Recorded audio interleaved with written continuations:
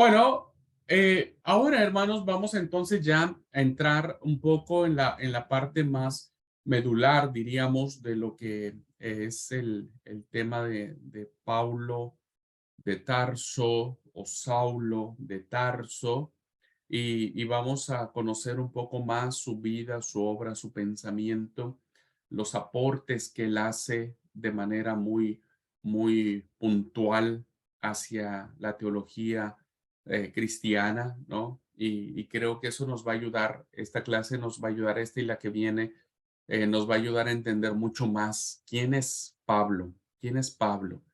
Y vamos a ver algunas de las posturas actuales que existen dentro de los círculos de los eruditos bíblicos sobre la figura de Pablo. ¿Mm?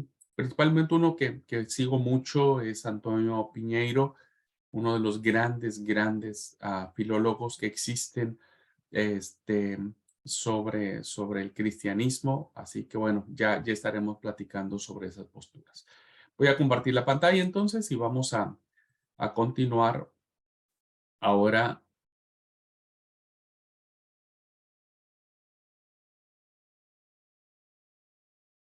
Muy bien. La figura de Pablo no es una figura muy linda, no es un personaje que, que le caiga bien a todos. Realmente es un personaje altamente estudiado, profundamente estudiado por muchos personajes de distintos trasfondos, desde distintas trincheras. Pablo creo que si hoy viviese, nunca hubiese imaginado tener que enfrentar toda esta avalancha de crítica, de ponerlo bajo la lupa, de cuestionarlo profundamente y muy duramente, ¿no? Respecto de sus postulados. Y en este primer apartado que vamos a ver en esta hora de la clase, tiene que ver con que Pablo es una figura más controvertida entre las dos grandes ramas del monoteísmo, que es el cristianismo y el judaísmo. Eh, el primer autor y teólogo cristiano es judío, hermanos, es judío por herencia, por tradición, no por nacimiento, porque evidentemente Pablo no nace dentro de Tierra Santa, diríamos, no nace dentro del territorio de la Judea o de la Palestina del primer siglo, sino es un judío de la diáspora. ¿Se acuerdan ustedes que cuando fueron exiliados el reino del sur hacia Babilonia, muchos no volvieron a Jerusalén, se quedaron allí y empezaron a emigrar a otras partes del mundo conocido?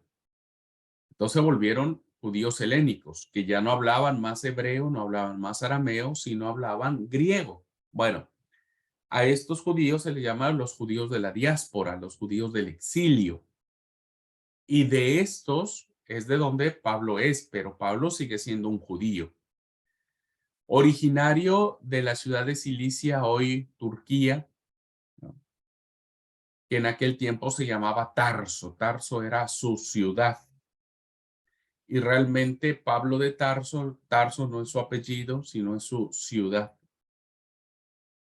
Este, y en aquel entonces, Tarso, hermanos, o la ciudad de Cilicia, de Tarso, era un importante núcleo comercial en la ruta de la Anatolia a Siria.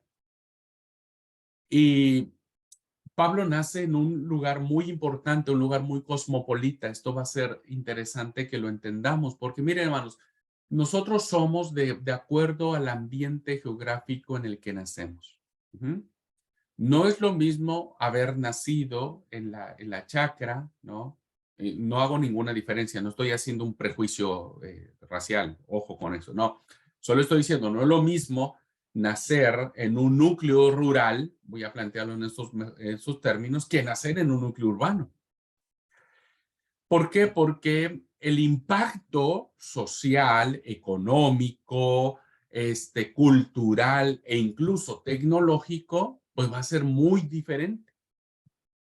Entonces, el hecho de que Pablo haya nacido en una ciudad cosmopolita, en una ciudad muy importante del tráfico de mercancías, del comercio, pues hace que Pablo, esa situación social, influyera en su formación, en su pensamiento, en su cosmovisión.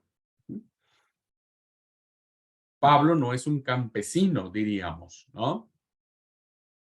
Sino más bien es un hombre criado, formado dentro de una ciudad eminentemente griega. Bueno, hasta el día de hoy, Pablo es el personaje que más controversias ha suscitado entre estos dos grandes grupos, entre los cristianos y los judíos. Y voy a plantear después dos preguntas fundamentales que es muy interesante que nosotros profundicemos sobre ella. Siguiendo esta línea del por qué, debemos saber que para muchos judíos, incluso en la actualidad, este judío de formación rabínica, porque se le reconoce su formación, muchos establecen, al menos el libro de Hechos de los Apóstoles, establece que ha sido instruido a los pies del gran rabí, del gran maestro, el Nisi se le llamaba, ¿no es cierto? Gamaliel II. Para muchos judíos sigue siendo un apóstata por excelencia. Es decir, siguen creyendo que este hombre los engañó, que este hombre, ¿no es cierto? Se desvió del camino, que este hombre empezó a predicar una doctrina que lo alejaba evidentemente del judaísmo y lo catalogaron como apóstata, ¿no? Apóstata del judaísmo en su máxima expresión. Entonces, en palabras llanas o coloquiales, pues es un personaje non grato o no bienvenido o no aceptado.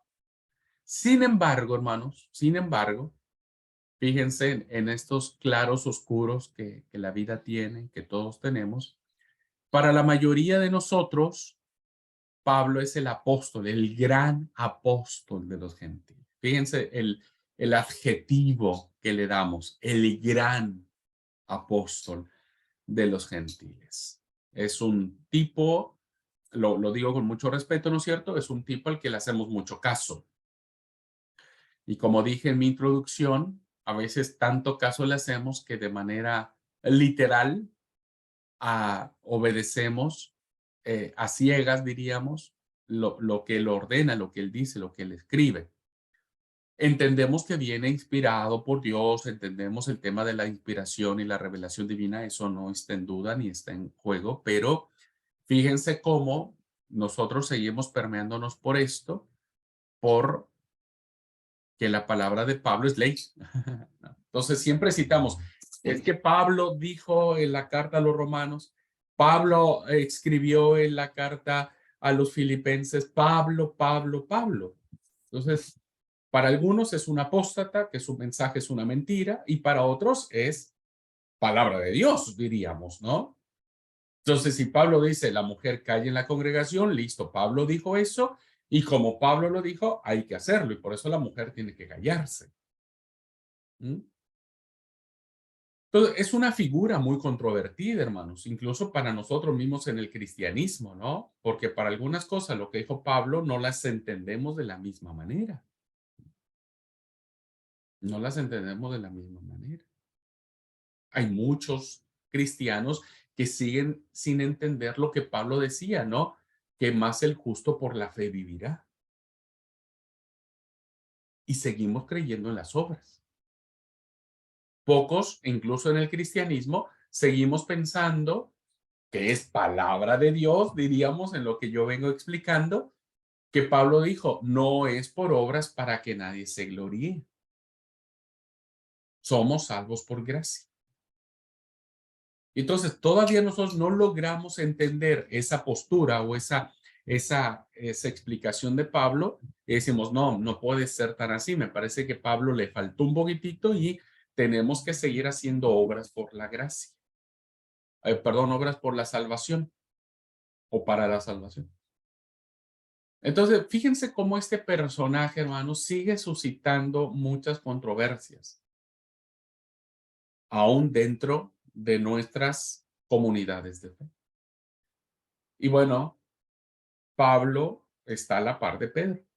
Pedro, que también es un personaje muy importante, y vamos a ver cómo estos dos personajes se encuentran y se desencuentran en la misión. Y vamos a ver cómo la figura de Pedro va a ser encausada para seguir predicando a los judíos cristianos y la figura de Pablo va a ser encausada para seguir predicando hacia los gentiles. Interesante estas dos figuras y seguramente en alguna clase vamos a poner en el radar a estos dos grandes apóstoles, a estos dos grandes apóstoles. Y vamos a tratar de explicar un poco el enojo o el pleito que tuvieron ellos dos, que Pablo menciona en la carta a los Gálatas. Siguiendo con esta línea, hermanos, nos vamos a enfrentar a que Pablo es un personaje controvertido y lo vamos a plantear desde dos perspectivas. ¿Okay? Pongámonos en el lado judío. Supongamos que nosotros somos judíos. ¿Qué pregunta, cuál sería la interrogante que nosotros plantearíamos sobre el mensaje de Pablo? Y la pregunta sería, ¿Pablo llegó a abandonar realmente su fe judía? Esto es muy interesante, queridos hermanos. Si nosotros queremos profundizar en los escritos paulinos, debemos encontrarle una respuesta satisfactoria a esta pregunta.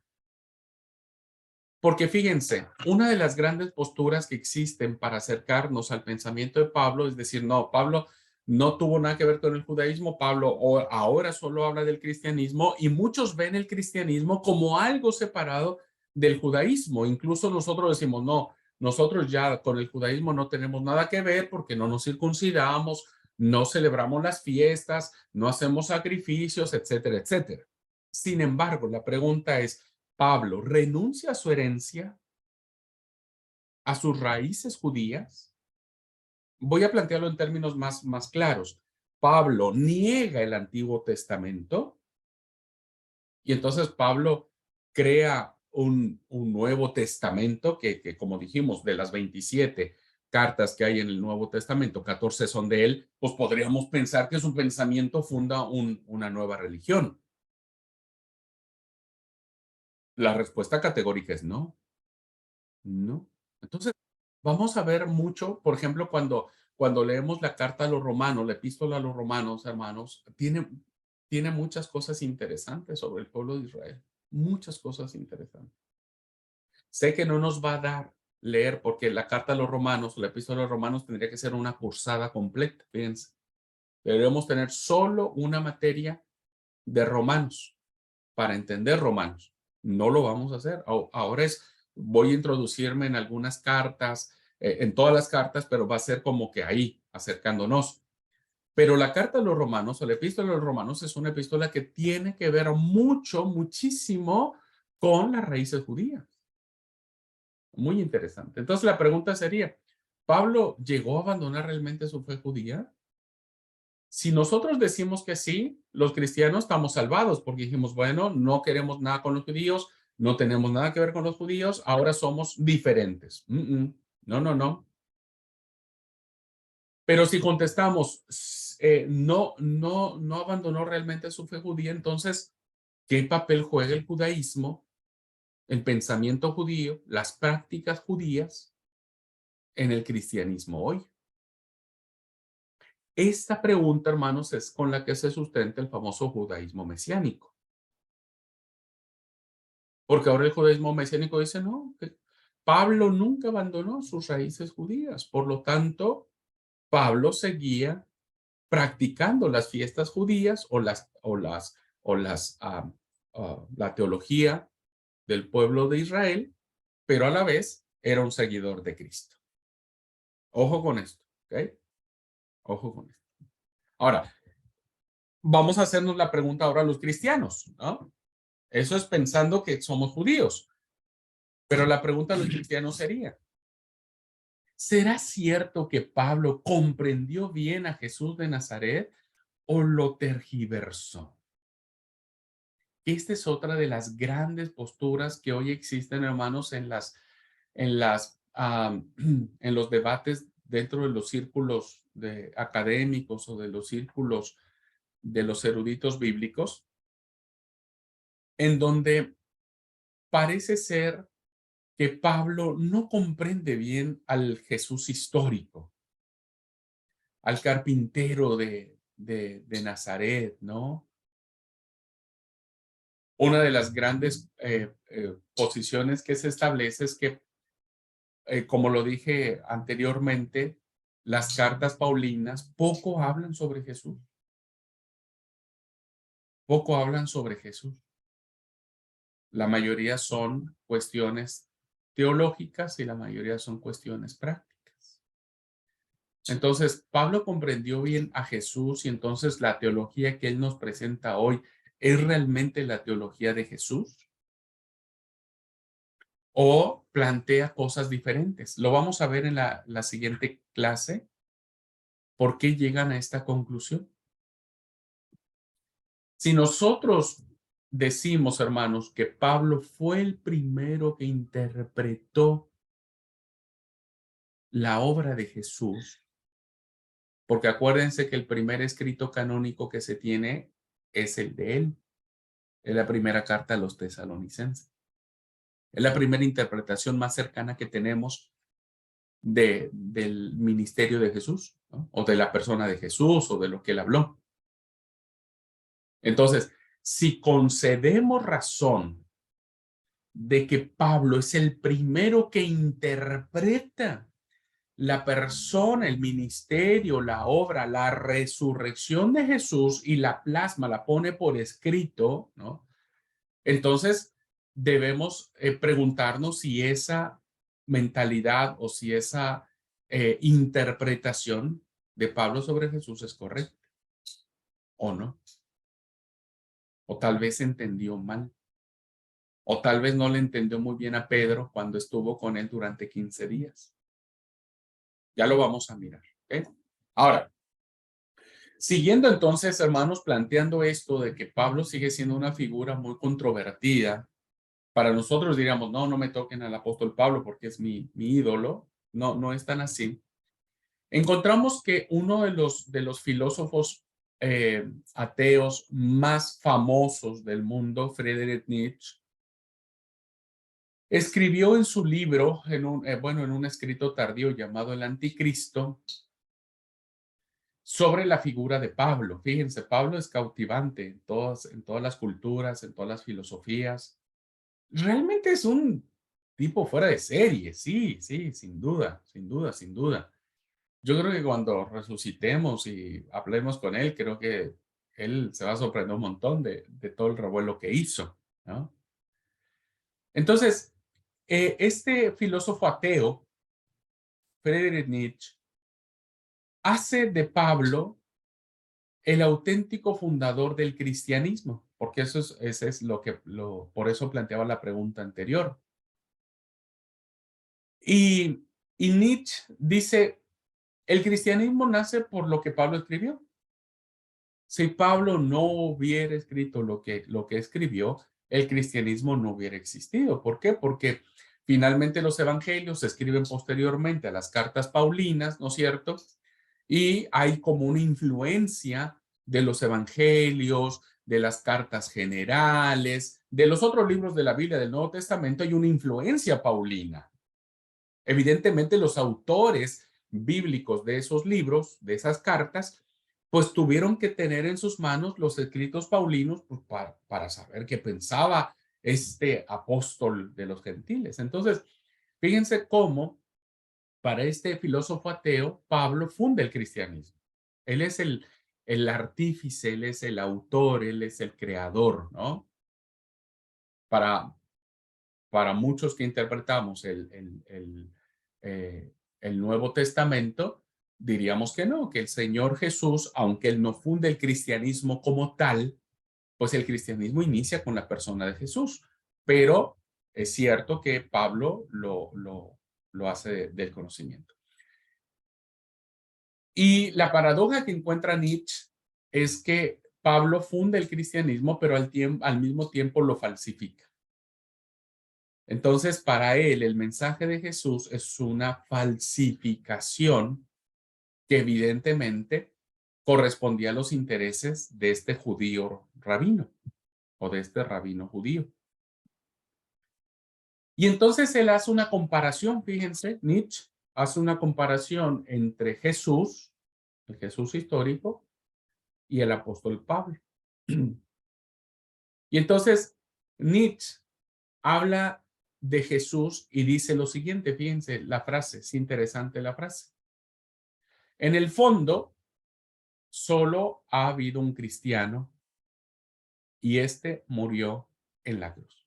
Evidentemente está hablando de Jesús y evidentemente es un filósofo ateo que no cree en la salvación y demás. Para él, Jesús fue un gran personaje, fue un hombre de piedad, fue, fue un hombre con muchas virtudes, que si nosotros queremos conceptualizar el cristianismo, pues habría que ver a Jesús nada más, pero para Nietzsche, él murió. Por eso la famosa frase de que Jesús ha muerto se la debemos a este autor, a Friedrich Nietzsche.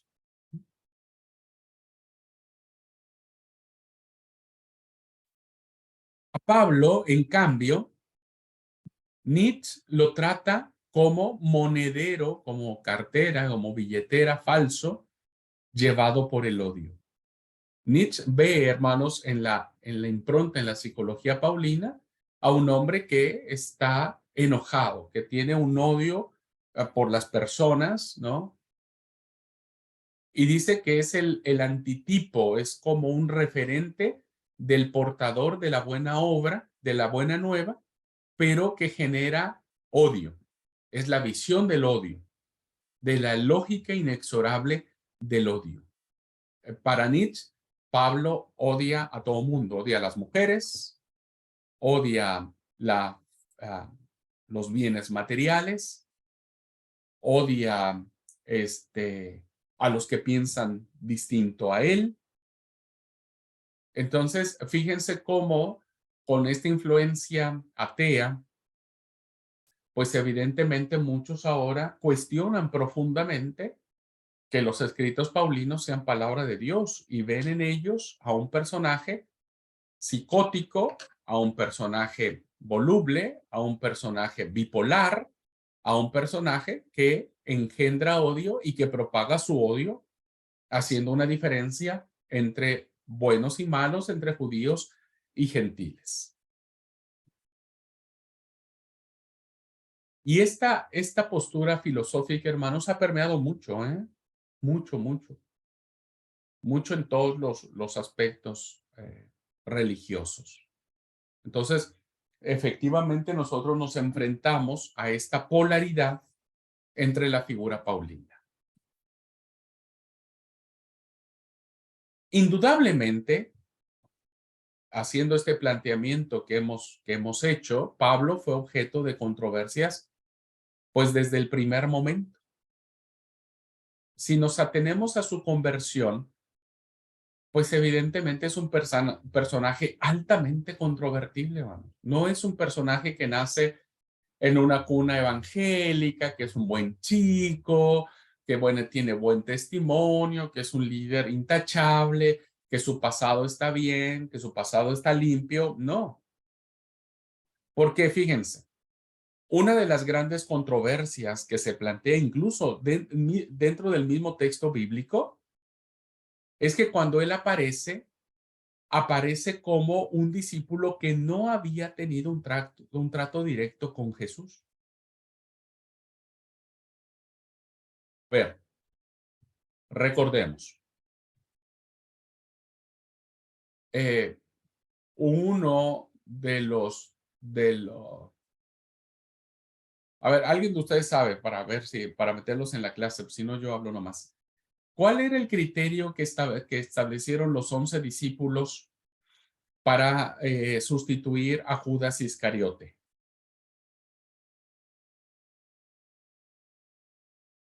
¿Se acuerdan que había dos candidatos? Porque había que seguir formando el grupo de los 12.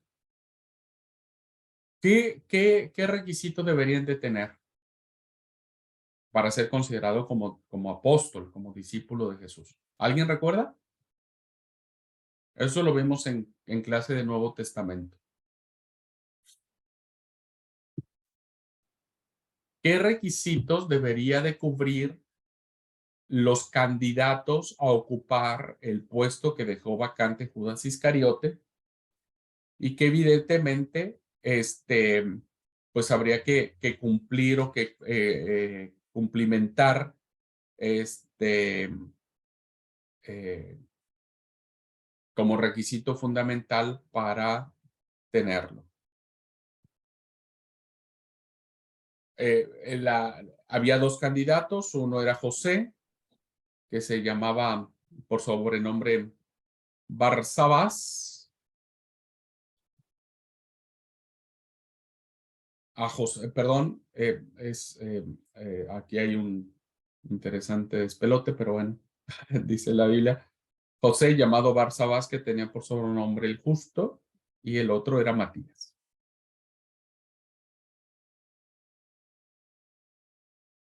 Esto es interesante, hermanos, no crean que hago una pregunta que no tiene sentido, porque este hecho es lo que va a hacer que Pablo enfrente mucha oposición dentro de su ministerio y que no lo reconozcan como apóstol.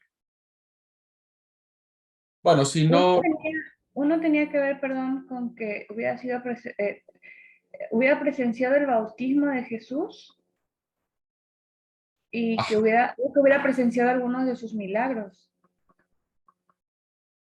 ok, ¿no? Estoy equivocada. más o menos. No, no, no, no, no, Gracias. no, no, no, está bien, De está bien. volver a ver la clase, entonces. Lean por favor Hechos 1, Hechos de los Apóstoles 1, versículos 21 y 22.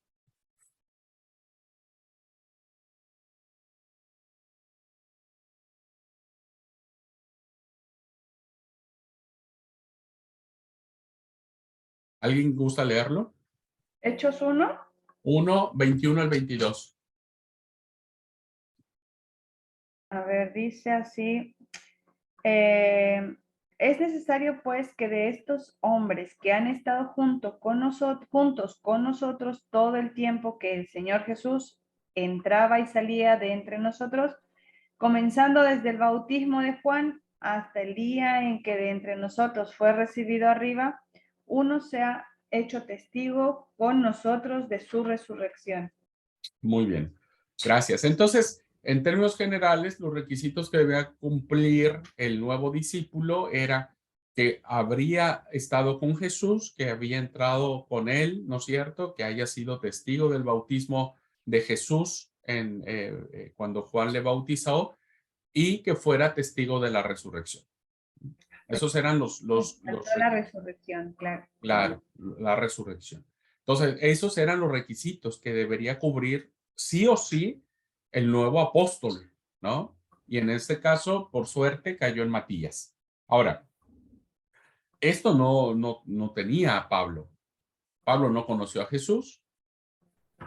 Pablo conoció a Jesús de oídas y es muy probable que esos 15 días que estuvo con Pedro, pues haya conocido mucho más de Jesús, ¿no? Haya preguntado cómo fue, qué dijo, dónde anduvo. 15 días, a resumir 3 años, es muy poco tiempo, ¿no? Pensando 3 años del ministerio de Jesús, en 15 días, pues es muy poco tiempo que Pedro pudo haberle tenido en consideración a Pablo para explicarle todo esto, ¿no? Pablo conocía a Jesús de oídas, Y entonces se basó en una vocación totalmente personal. ¿Por qué? Porque Pablo asume su apostolado a partir de su llamado personal que él tuvo, ¿no? Rumbo a Damasco. Y eso hizo que él se considerara un apóstol. Incluso vamos a ver que en una de las cartas, Pablo dice, yo no soy menor que aquellos grandes apóstoles.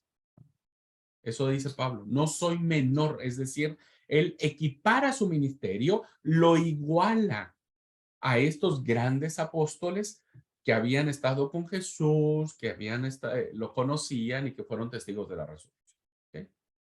Entonces, tenía un gran problema Pablo. Pablo no cumplía ningún requisito de su apostolado porque no había estado con el Señor. Y lo segundo, por si fuera poco, aparece como un perseguidor de cristianos. O sea, por si fuera poco, ¿no? Su testimonio personal lo imposibilita a ser una persona confiable. Nadie puede confiar en alguien, hermanos, que ha hecho quilombo, que ha hecho problema. Nadie puede. Imagínense conocer a alguien que ha hecho problema, que siempre ha estado allí haciendo problema y ahora que nos venga a contar de que las cosas son diferentes, pues uno lo miraría con sospecha, ¿no? Bueno, así empezó el apóstol Pablo. Y para esto, hermanos, tenemos que ubicarnos o analizar las dos fuentes que nos informan sobre la vida de Pablo. Una tiene que ver con las cartas auténticas de Pablo, como dije anteriormente, y el otro tiene que ver con el libro de Hechos de los Apóstoles. Son las dos fuentes que tenemos y que se nos informa sobre la vida de Pablo. Ahora, el mismo testimonio o estas mismas fuentes que nos dan razón sobre la vida del apóstol Pablo, ¿no es cierto? Van a constatar esta figura controversial de él. Por favor, ¿me quieren ubicar? A propósito, no lo puse. Ubíquenme, por favor, ¿dónde aparecen estas citas? Hechos de los Apóstoles dice, por favor, ubíquenme qué capítulo y qué versículo. Dice Pablo, por su parte, hacía estragos en la iglesia, penetraba en las casas, se llevaba por la fuerza a hombres y mujeres y los metía en la cárcel. En esta fuente que tenemos, ¿no? Sobre el apóstol Pablo, pues evidentemente manifiesta que él era una persona muy peligrosa. Dice, hacía estragos en la iglesia. Si alguien puede ubicarme el texto para que vayamos manejando un poco más la Biblia y demás, se lo agradecería. Y una de las cartas auténticas de Pablo, la carta del cautiverio, se encuentra en Filipenses. También, por favor, si alguien me ubica el capítulo y el versículo, se los agradecería. Si vamos adiestrándonos un poquitito para buscar estos pasajes. Pablo dice, circuncidado al día octavo del linaje de Israel, de la tribu de Benjamín, hebreo, hijo de hebreos, en cuanto a la ley fariseo, en cuanto al celo perseguidor de la iglesia, en cuanto a la justicia prescrita por la ley, intachable. Fíjense entonces, hermanos, cómo estos dos testimonios nos presentan, uno redactado por Lucas en el libro de Hechos de los Apóstoles y otro redactado por el mismo Pablo, y en ambos casos, ¿no? La figura que encontramos del apóstol, pues no es nada linda. ¿Mm? Vamos a ver, aquí tenemos una fuente. 8.3 sería el del Muy bien. primero. Ajá, gracias. Karina y Bere, Dijeron 8:3, muy bien. ¿Y el otro de Filipenses? Octavo día. Entonces, lo que quiero dejar acá dicho, hermanos, es que la postura controversial de la figura de Pablo se constata tranquilamente en las fuentes que tenemos sobre el mismo. Es Filipenses 3:5, perdón. Filipenses Circuncidado 3:5. al octavo día del linaje de Israel, de la tribu de Bien, Benjamín. ok. Muchas gracias. Muy bien. Vamos a ir haciendo esos ejercicios para que nos vayamos familiarizando con el texto y con la Biblia y se nos haga más fácil después saber dónde están los textos. ¿Ok? Muy bien. Entonces, gracias por participar. Entonces, en estos dos textos vemos claramente cómo Lucas dice que penetraba en las casas por la fuerza y los metía a la cárcel, a la iglesia, haciendo estragos. Y Pablo mismo, él mismo, establece que es un perseguidor de la iglesia. O sea, buen tipo no era. Buen cristiano, nuestro queridísimo gran apóstol de los gentiles, pues su pasado no fue muy lindo que diga. Ahora, considerando esto, hermanos, podríamos hacer un resumen más objetivo de quién era Pablo, ¿no? Primero, vamos a ver 5 consideraciones. 5 consideraciones que nos va a permitir a nosotros saber con mayor objetividad, diríamos, quién era nuestro personaje. Primera consideración. Pablo procedía de una familia judía, de la tribu de Benjamín. Fue circuncidado conforme a la tradición judía, al día octavo. Recibió después una rigurosa educación judía y se adhirió más tarde a la secta de los fariseos. Entonces, podemos constatar, según el mismo testimonio paulino, ¿no? ¿Quién era él? Su familia tenía profundas raíces judías, conocían la Torá, conocían la Tanaj, que nosotros sabemos ahora, ¿no? La Tanaj, la Torá, los Ketubim, los Nebijim y los Ketubim. Es muy interesante de dónde viene él, hermanos, de la tribu de Benjamín, cuando debemos recordar que ya las tribus para esas fechas ya no existían, ¿no? La tribu de Benjamín dejó de existir mucho tiempo, ¿no? Aun cuando, no, perdón, permiso, el reino del sur se constituyó por la tribu de Benjamín y la tribu de Judá. El reino del sur, acuérdense. El reino del sur se constituyó por 2 tribus, la de Benjamín y la de Judá. Lo que quería decir en este término de la tribu de Benjamín es que hay 2 grandes personajes que tienen mucha relación, incluso en el nombre. Y uno de los grandes personajes que aparecen en el Antiguo Testamento, si yo les pregunto, ustedes podrían identificar cuál es el personaje importante en el Antiguo Testamento que tiene mucha relación con el nombre de Saulo de Tarso.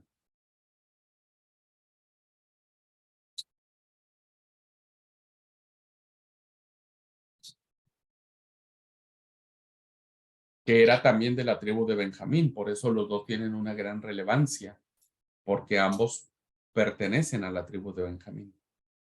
¿Alguien podría ubicarlo? Los que están viendo la clase grabada, también hagan ¿Cuál fue la pregunta, perdón? Sí, ¿qué personaje del Antiguo Testamento tiene relación con Saulo de Tarso? Porque ambos comparten más o menos el tema del nombre y el tema de la tribu a la que pertenecen. Perdón, Ya les di hermano, la si no me pista. equivoco, es el rey Saúl, si no me equivoco. Está bien, querido Álvaro, exactamente. Saúl y Saulo vienen de la misma raíz, ¿no es cierto? Y ambos pertenecían a la tribu de Benjamín. ¿Mm? A la tribu de Benjamín. Interesante la referencia, ¿no? Bueno, entonces fue circuncidado como buen judío, es educado en los términos judíos y después se vuelve fariseo. La secta de los fariseos, que ya en alguna otra clase vimos quiénes eran los fariseos. Segunda consideración de poder entender al apóstol Pablo.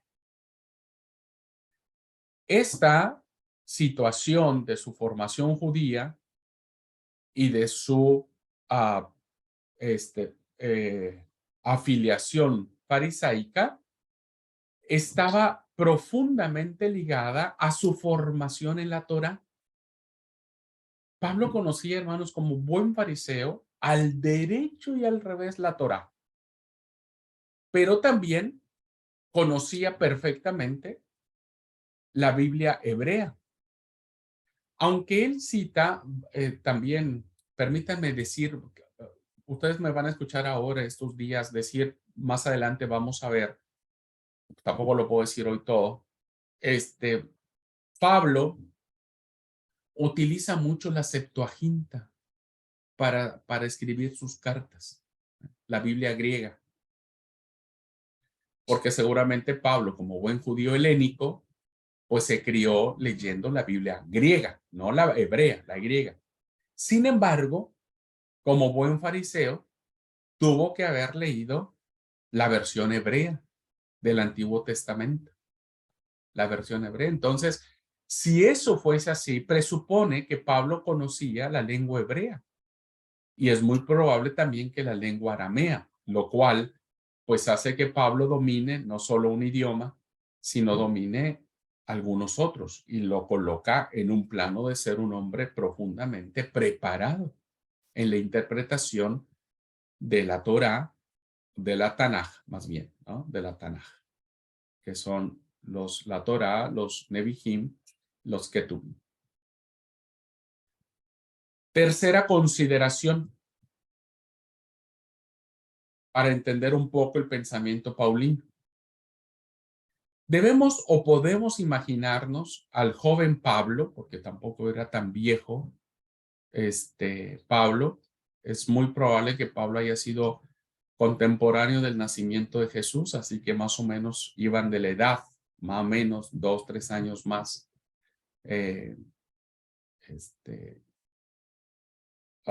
No sé, ahí perdí el dato en la mente. Quién era, pudo haber sido mayor si Jesús o Pablo, pero 2, 3 años, eran de la edad. Bueno, podemos entonces imaginarnos a un joven como un fariseo de rigurosa observancia, ¿no? De rigurosa observancia, porque como buen fariseo, ustedes saben que los fariseos eran re legalistas, muy legalistas. Algo interesante, queridos hermanos, que se suscitaba era la influencia o la pasión que Pablo pudo haber tenido sobre la literatura apocalíptica de aquel tiempo. Muy interesante. ¿Saben por qué?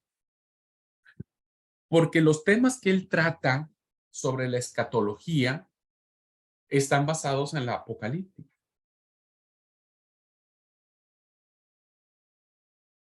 Es decir, si nosotros, por ejemplo, planteamos el tema de la primera carta a los tesalonicenses y la segunda, que tiene que ver con el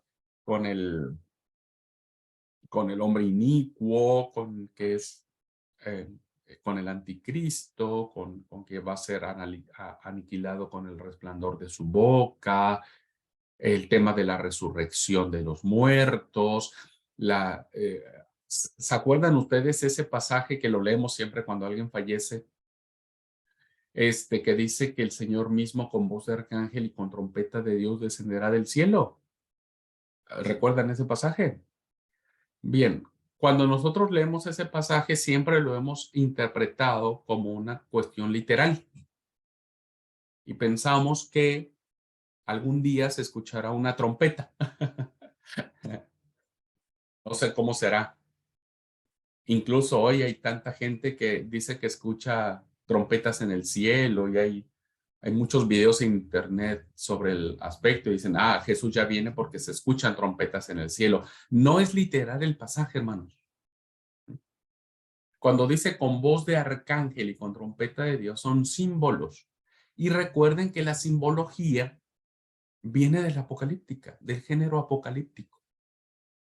Lamento pinchar un poco el globo, queridos hermanos, de que tal vez ustedes pensaban que algún día escucharíamos una trompeta. Literalmente es imposible escuchar un trompetazo que se escuche aquí y que se escuche en Japón o en China y en todos lados. Pablo nunca imaginó un aspecto literal. La voz del arcángel, diríamos, ¿quién ha escuchado la voz del arcángel como para saber que cuando se escuche la voz del arcángel, el Señor vendrá? Pues nadie, ¿no? Son símbolos. Y es muy interesante, hermanos, ver cómo Pablo estaba formado en el género apocalíptico de su tiempo. Muy interesantes. Bueno, Pablo era un joven reflexivo y extraordinariamente responsable, celoso del cumplimiento de la ley y de la conservación de las tradiciones de sus antepasados. Eso no lo podemos negar. Eso forjó en él un carácter muy firme, ¿eh? Ojo con esto también. Si nosotros haríamos un resumen de las posturas de Pablo ante los acosos, ante las acusaciones, ante los judíos que lo querían muerto, ante las posturas, ¿no es cierto?, que había entre los saduceos y los fariseos, en fin, un montón de situaciones a las que Pablo se enfrenta. Pablo siempre estoico, siempre firme, siempre decidido, siempre parece ser que la imagen que él manifiesta es de alguien que su formación lo hizo ser una persona profundamente firme en sus convicciones, como todo buen fariseo. Entonces, esa es la tercera consideración. Cuarta consideración. Aunque nacido seguramente a la par que Jesús, como les decía, ¿no? Años más o años menos, se cría, se forma en un ambiente helenístico, en un ambiente griego. Entonces, Pablo, como lengua materna, usaba el griego, porque recuerden que el griego en aquellas épocas, a mediados del primer siglo, era la lengua franca del imperio. Aunque ya los griegos no gobernaban, ¿cierto? Porque ya quienes gobernaban para la época de Jesús y la época de Pablo eran los romanos, la lengua franca de todo el imperio seguía siendo el griego. Entonces el griego era pues como la lengua del imperio, que después vino a ser sustituida por el latín. Pero en la época de Pablo, Pablo hablaba perfectamente el griego, tan es así que sus cartas están escritas absolutamente en griego. El griego koiné, que se le llama. ¿No? También eso vamos a charlar un poquitito sobre el idioma en que fueron escritas las cartas paulinas. Y una última consideración para acercarnos más al pensamiento paulino es que al respecto, las epístolas de Pablo evidencian un grado de dominio del griego, del conocimiento de las ideas generales filosóficas y el arte retórico, que solo es posible con una formación escolar de impronta griega. Si nosotros, por ejemplo,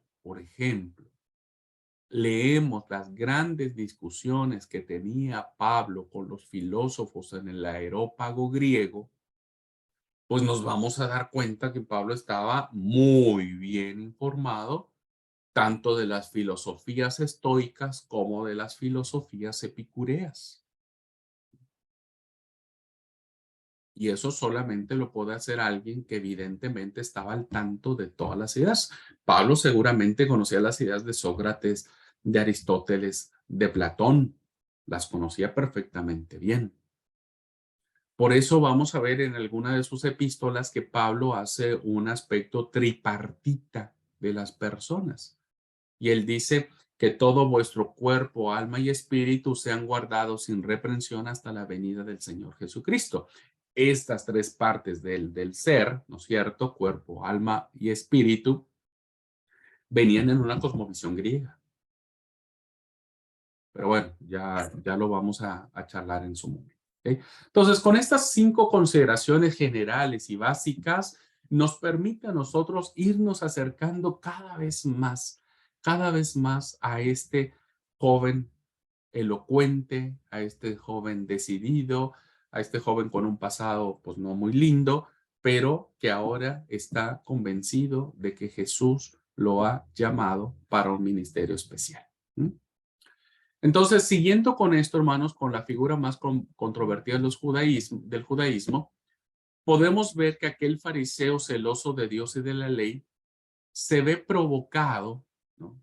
Por eso él toma esta actitud, se ve provocado por la aparición de un cristianismo que está en contra de la ley judía, ¿no? Que está en contra de todo lo que él creyó.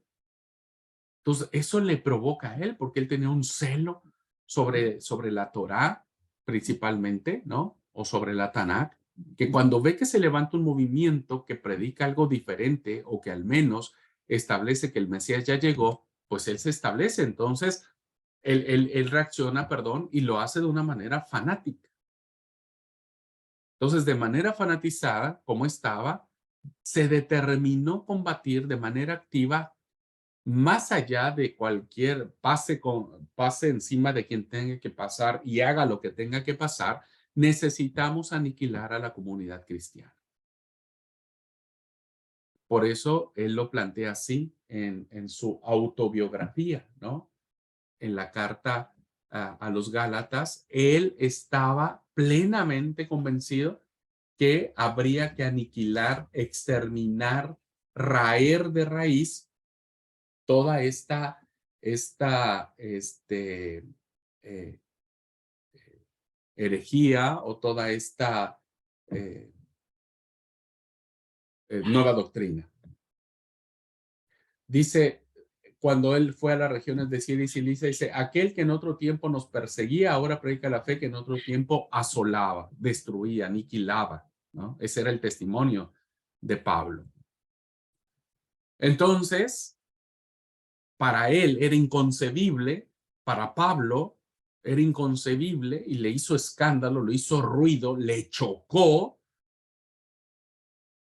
lo que para todo judío constituía en declarar que el Mesías pudo haber sido crucificado bajo el anatema de la ley. Recuerden, hermanos, que el anatema o la ley del anatema decía en el libro de Levítico que solo los malditos podían ser colgados en el madero.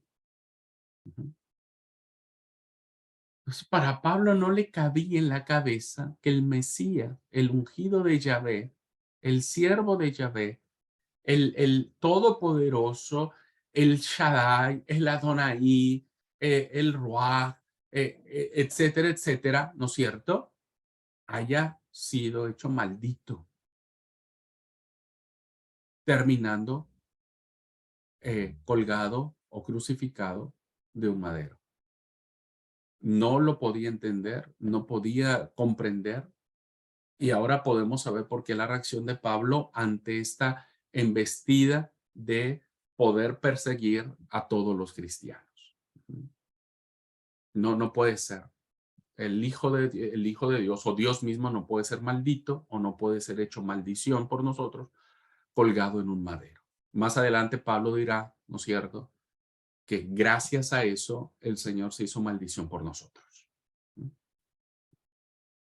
Muy bien.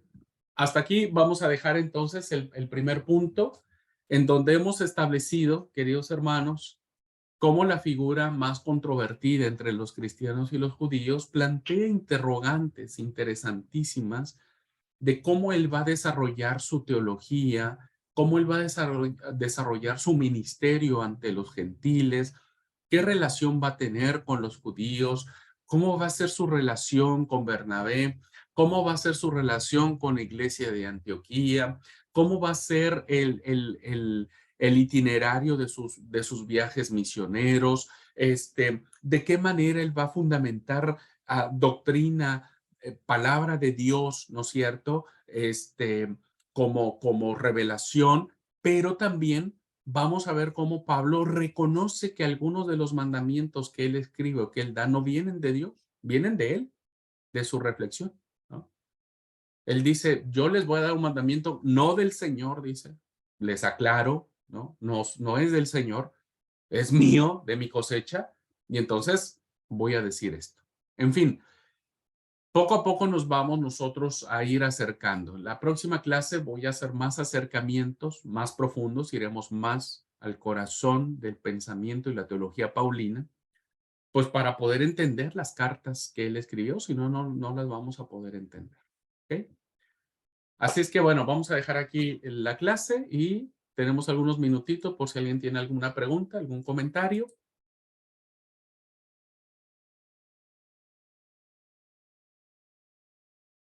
Hablen ahora o callen para siempre. La verdad es fascinantísimo. Miren, yo tengo mucho miedo de que tantas cosas he leído de Pablo que termine diciendo muchas cosas que ustedes no me entiendan más que nada. Yo les pido, por favor, que cuando ustedes vean que hay cosas que no me están entendiendo, porque a veces el profesor da por supuesto que ustedes ya saben. Este, a veces los llevo, de hecho, los llevo a las cartas paulinas, se los llevo a Gálatas, los llevo a Efesios, los llevo a por todos lados, los ando paseando. Pero por favor, cuando sientan eso, párenme y digan, a ver, ¿dónde está lo que usted está diciendo, pastor? No, porque vamos a tener que regresar al primer año, olvídate. No, Sí, no. más o menos, pero la verdad que es fascinante. La teología paulina es maravillosa. Sí, en Pobre algún... Pablo, ¿no? Él hizo una ensalada rusa. ¿Ya le hizo una ensalada rusa, Betty? No, que pobre Pablo, se les hizo una ensalada rusa Ah, a él para entender. sí, sí, sí, sí, sí. Este, eh, No recuerdo, vamos, perdón, en qué materia habíamos hecho ya con vos un trabajo respecto de un análisis de una lectura que nos dejaste, un libro de Pablo.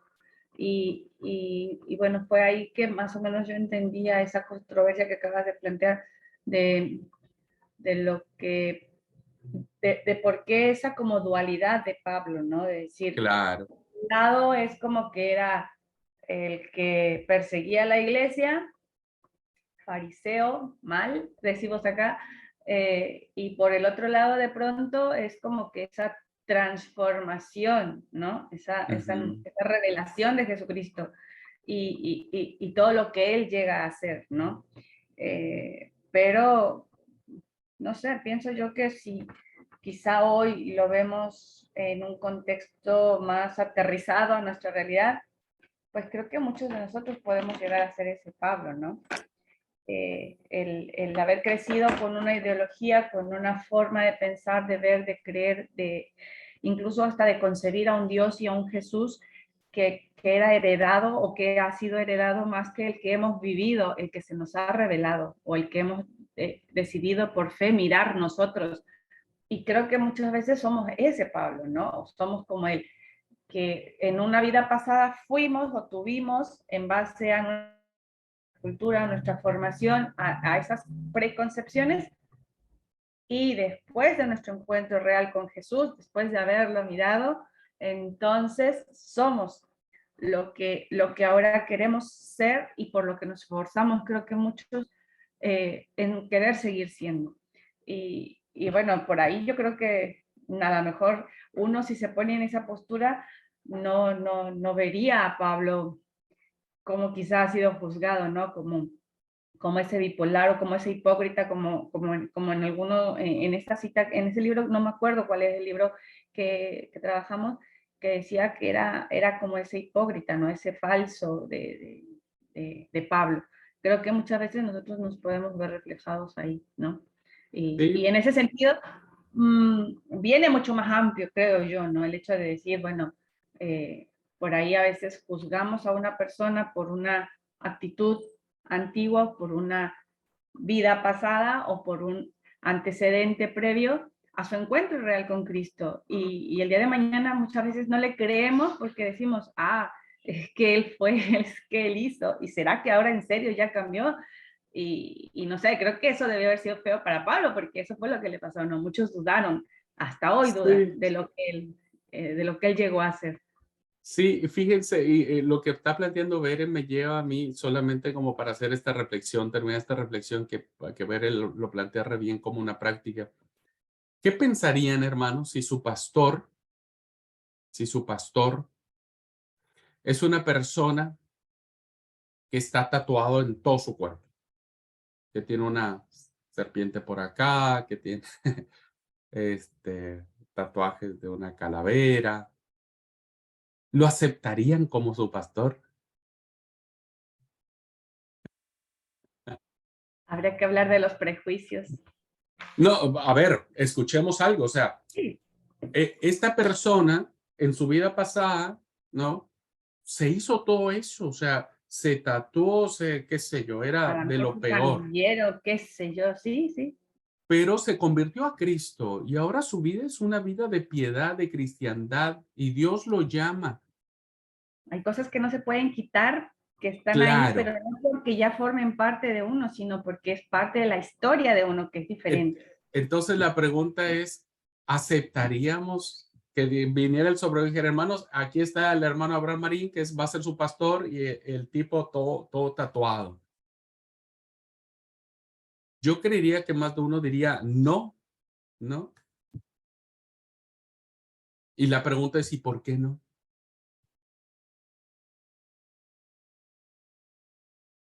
¿Por qué no?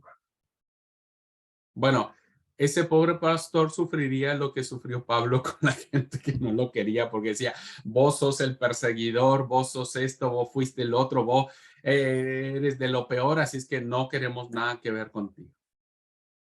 Fíjense cómo ahora, hermanos, nosotros, ¿no?, podemos actuar de esta misma manera que se actuó en aquel tiempo que hubo con Pablo. Todos tenemos un pasado, nosotros, solo que a veces no lo reflejamos y lo ocultamos. Es para pensar, para reflexionar un poco, ¿no? Así que bueno, lo traje a colación porque hoy seguimos teniendo estos criterios dice Karina, es que actuamos de esa manera. Y sí, porque creo yo que seguimos teniendo estos criterios, ¿no? Estos parámetros de decir, mi líder tiene que ser puro, tiene que ser perfecto, tiene que ser impoluto, tiene que ser el mejor, entonces lo acepto, pero no siempre es así. No siempre es así. En fin. Bueno, gracias hermanos, nos vemos mañana. Mañana tenemos clase, así que nos vemos mañana para seguir profundizando en la figura del apóstol Pablo. Dios los bendiga. Lindo día para todos. Chao, hermanos.